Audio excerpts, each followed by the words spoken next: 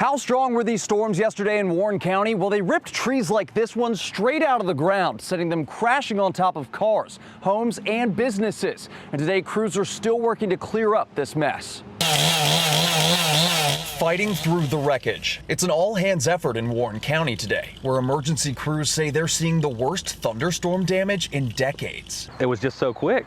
It was like maybe 10, 15 minutes at most where it was rain and wind and then gone, and all this had happened. Eric Hilliard says he took shelter as the storms rolled through his hometown of Macon. When he came outside, he found his street a mess of branches, downed telephone lines, and a massive tree blocking the road. Just seeing that, just the wind able to push that over from the roots and everything, that was the biggest thing. It's just crazy to see. It wasn't limited to Macon. Emergency crews say the storms traveled the length of Warren County, bringing trees down on cars, roadways, and homes. As crews work to restore power throughout the county, some are grateful they weren't hit harder. We've just been very blessed as far as damage, so just got to get picked up now. Keenan Willard, WRL News, Warren County. He says he got a call from the U.S. Army that his son had been killed in a helicopter accident. He says right now their family feels torn to pieces and they are just trying to pull things back together again. He loved the Army more than any child I've ever seen. It was his passion, and he truly loved what he did. That's what Tim Gore remembers most about his son, Caleb. He was honest and was humble, and he was everything that a father could possibly ask for a son to be. And I mean that with all of my heart.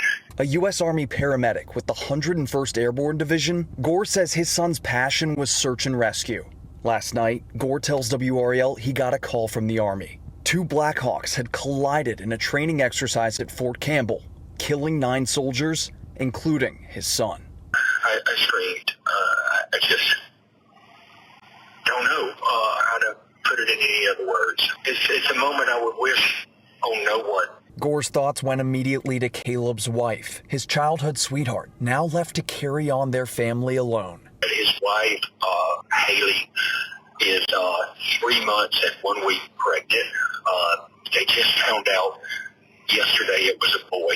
Gore says he's thankful that a piece of his son will live on with his grandson. Now the family's making funeral plans, working to give Caleb the send-off he earned. My son was really a hero, not just in the sense that he was in the Army, but just who he was. This is the first spot where piles of debris started washing up, and it kept going for more than 20 miles of coastline here in the Outer Banks. As the Navy says it's investigating, we're asking why this is happening more than 3 decades after WRL brought this issue to national attention. The crown jewel of the coastline, the Outer Banks draw millions of visitors every year. They come expecting pristine beaches, but for 4 days last week, they found something else. Our staff out on the beaches on the northern portion of Cape Hatteras National Seashore started to see some plastic debris, everything from shampoo bottles to old pairs of shoes, and thought it was a little bit unusual. The Hatteras Park Service says the trash came in waves across 25 miles of coastline. And while some debris washing up is normal, they say this was different. So some of the items that we found had some markings that were from the United States Navy. The Park Service says they believe the trash may have been dumped offshore by a U.S. Navy ship. The Navy tells WRL it's aware the debris may have come from one of its vessels, saying the situation is under investigation and we as a Navy take these environmental violations very seriously. But this is not the first time WRL's brought this issue to the Navy's attention.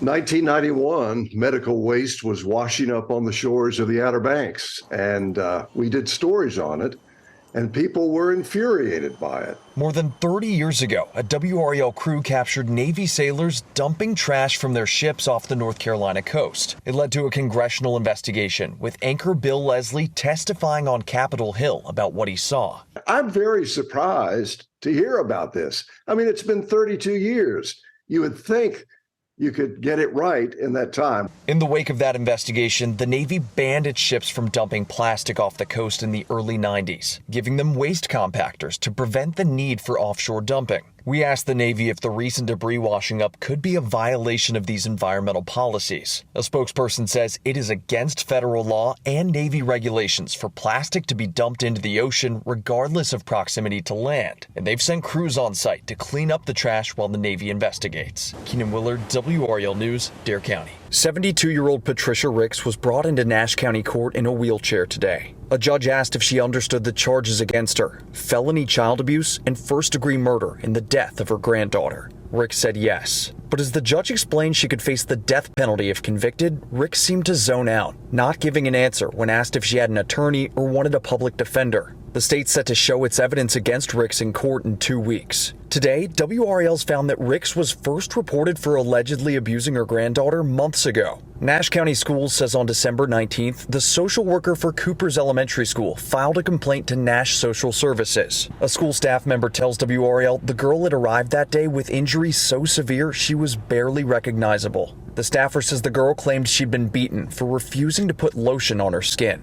Nash School says DSS investigators came to campus the day of the report and were in contact with the school all week. The district also says a caseworker was assigned who visited Lane and the school multiple times, with investigators discussing this case with administration throughout the month of January. Through it all, Lane and her 4 siblings remained in their grandmother's custody. On Tuesday, the Nash Sheriff's Office says Ricks beat the girl to death, with multiple items in the home used as weapons in the abuse. Today, we asked Nash DSS for a copy of the complaint filed by the school. We also asked what was found during the investigation into that reported abuse and why Lane and her siblings were allowed to remain in Ricks's custody after the school's report. In a statement, the department says it's currently conducting its own investigation into this incident, and when that's complete, more information may be released. Keenan Willard, WRAL News, Nash County. Off in the distance, you can see I-795 is moving normally once again today. Really, the only reminder of yesterday's pileup is here. These acres of farmland burnt to a crisp, blinding drivers on the road.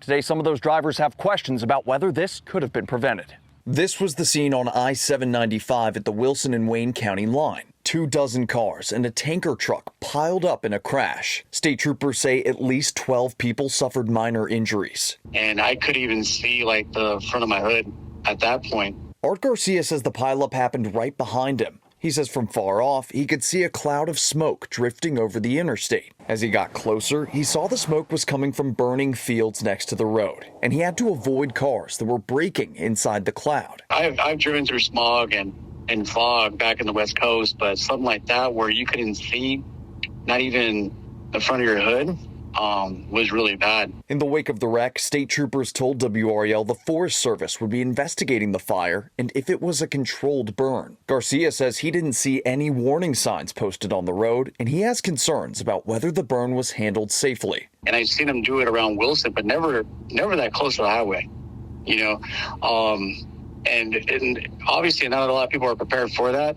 WRAL took those concerns to Brooks Barnes, the farmer who burned the fields by 795 yesterday. Barnes says it's a common practice in eastern North Carolina. He showed us an open burn permit for the Crossroads Fire District that he received to set fire to the fields yesterday. Barnes says he believes the blame for the wreck should fall on drivers who braked too quickly, saying, "I hate that it happened, but I don't believe I'm responsible." Keenan Willard, WRAL News, Wilson County. Today, the state played body camera and dash cam footage from both deputies. WRAL was allowed to record the video, but not the sound. It shows former Deputy Shelby Smith pulling over a silver Mercedes sedan for speeding on I-95. Walking up, she speaks with Ford, the only person in the car. Smith told the court she thought she smelled marijuana inside Ford's car and decided to search the vehicle. Body camera footage from her partner, Deputy William Toney, shows what happened next. Ford appears to resist as the deputies try to detain him. A struggle ensues, and Ford pulls a handgun from his waistband. Dash camera footage shows the deputies and Ford struggle off screen. Moments later, the deputies come back into frame, with bullets striking the ground around them. Tony's body camera shows he was wounded in both arms, and other angles show Ford lying on the ground where he'd also been shot multiple times. On video, Deputy Smith can be seen yelling commands at Ford and then firing one last shot. On the stand, Smith says she fired again because Ford had dragged himself back over to his gun, saying, "Mr. Ford was trying to kill my partner. Mr. Ford tried to kill me." Deputy Toney survived the incident but had to retire from the sheriff's office. Ford already confessed to shooting the deputy during a previous federal hearing back in August. He's representing himself in this trial, where arguments are set to continue tomorrow. Keenan Willard, WREL News, Nash County.